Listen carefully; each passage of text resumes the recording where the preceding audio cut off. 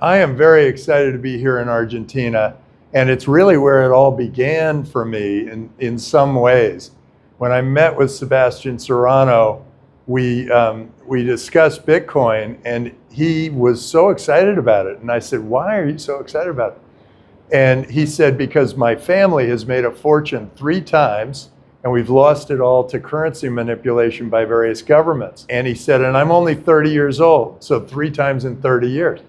And I thought, well, then this is better. You know, Bitcoin is pretty volatile. And he said, "Oh, it's nothing compared to the peso." And that was my window into the need of using Bitcoin in countries where the currencies have been badly manipulated by governments.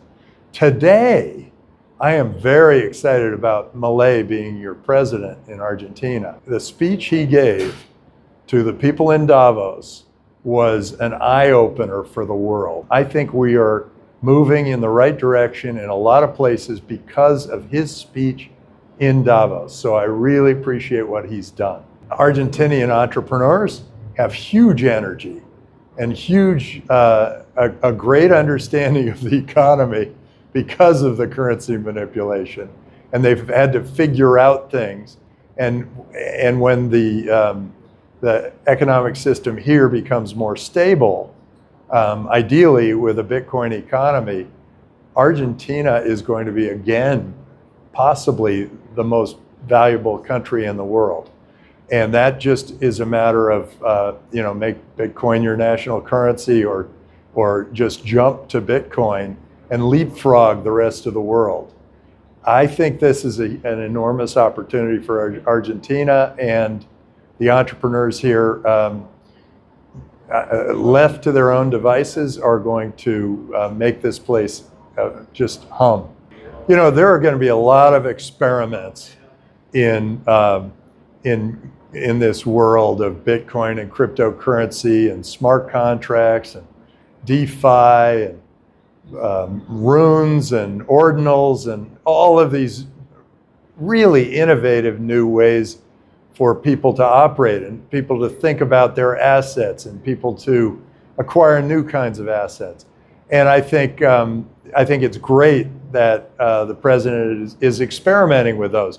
And it's too bad this first one didn't work out. But I think it's actually quite exciting what can happen with a meme coin, because it's a meme coin that is not tied to any income in any way, but it can be given as a reward to people, or it can be created as a souvenir, or it can be built in all sorts of other ways. It can be traded like a baseball card.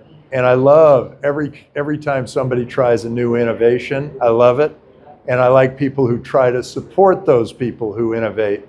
And President Milei is one of those people. President Trump also has had made some extraordinary moves and very innovative moves.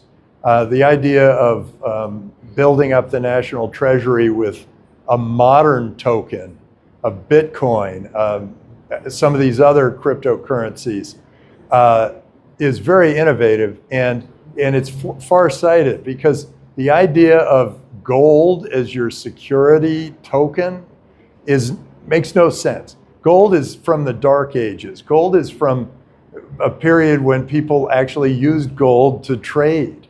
But I mean, if I want to go into Starbucks and buy a coffee and I hand them like some gold, they wouldn't know what to do with it. But Bitcoin, people are accepting it all over the world. It is, in effect, an open, transparent, global currency, not just a store of value. And that makes it much, much more valuable than anything that looks like just fancy metal. In the US, I think we have a very bright president who is making some very bold moves. And I think having Elon alongside him, taking a lot of the slings and arrows, has been really outstanding. And you know, Elon, he's a gift from the gods. Elon is, with the Tesla, he's making the world better, maybe even saving the world.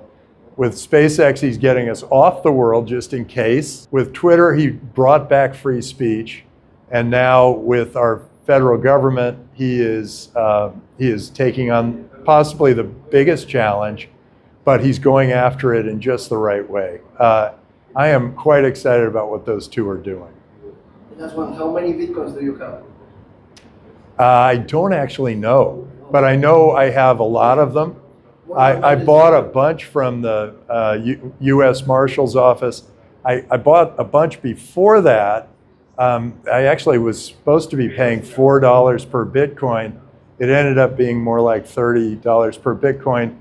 And then we lost all of those to Mt. Gox. And maybe I'll end up getting some of those back. I've accepted Bitcoin for tuition. I've accepted Bitcoin for rent. And so I don't actively count it, but I know I've got a lot. I also feel like you should too. If you don't hold any Bitcoin right now, you are not prepared for the apocalypse. Well, what's really going to happen is what happened during the Civil War in the US. My dad once gave me $100 bill, and I was so excited. $100, oh my God, this is amazing.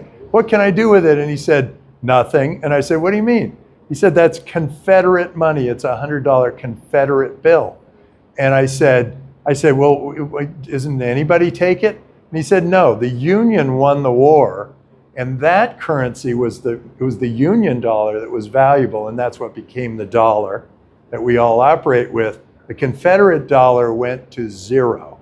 I see that same thing happening with the peso, the dollar, the drachma's already gone, the euro, the yen. They're all going to eventually go to zero because we have better technology in Bitcoin, in crypto. That is the way we're going to all be operating in the future. And it's going to bring more people closer together. The geographic borders will matter less and less and less. But for now, the geographic borders seem to be piling up big walls. And I think that is sort of the last roar of the dying lion. I think eventually people are going to recognize, hey, we got better currency, it's Bitcoin. When I can buy my food, my clothing, my shelter, pay my taxes all in Bitcoin, I will no longer need to hold on to fiat currency, and no one else will want to either. And so if you're a business, you've got to have some Bitcoin to cover in case, Silicon Valley Bank happens and it becomes a domino effect. You got to own Bitcoin so that you can make those payments for the next 2 or 4 weeks because you are personally responsible for your people in your business. And again, in your family, if you don't hold any Bitcoin, when the dollar goes to zero, you are not going to be able to support your family. So make sure you have something in there that keeps your family alive for 6 months, something that gives you some security that when this happens, and I don't know, it probably has a 10% chance each year, 10% chance of happening. When it does happen, you'll be ready and you won't have to panic. So this is one of those times.